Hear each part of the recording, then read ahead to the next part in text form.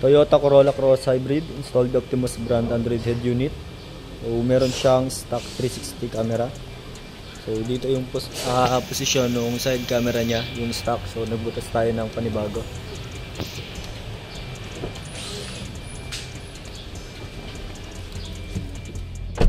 So ayan, Optimus brand Android head unit, Qualcomm Snapdragon processor, 8256 yung storage, then may 360 camera. Yung 360 camera natin connected siya sa steering control sa mode.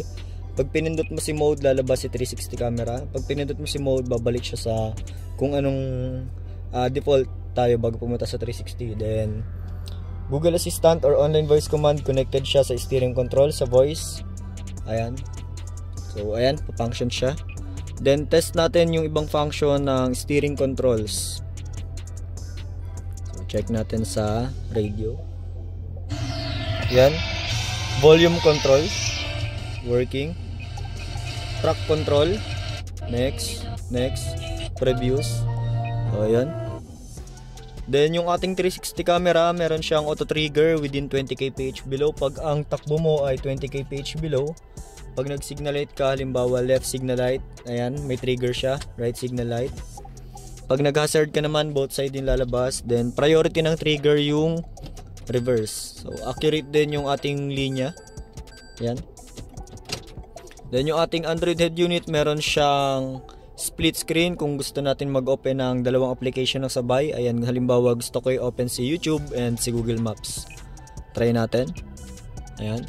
Pag na-open mo na yung dalawang application, pindutin mo lang yung box icon sa taas, then yung logo ng application, may split screen siya sa kanan. Ayan.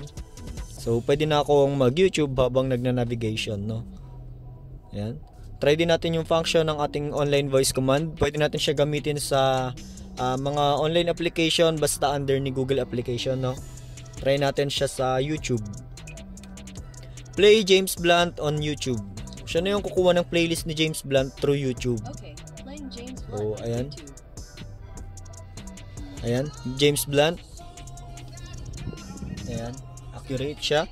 Then try din natin siya sa ibang application or sa navigation. I want to go SM Grand Central. So ayan, magko-command ka lang sa kanya ng pinakamalapit na landmark papunta sa destination mo. Then ayan, automatic kukuha na siya ng pinaka best route papunta doon sa pupuntahan mong lugar, no? Ayan. Yun, so accurate siya. Ayan. Yun lang. Optimus brand Android head unit, 8256, 10 inches, 2K screen resolution with online voice command, no? Yung Android Auto and Apple CarPlay nito ay wireless din. So thank you.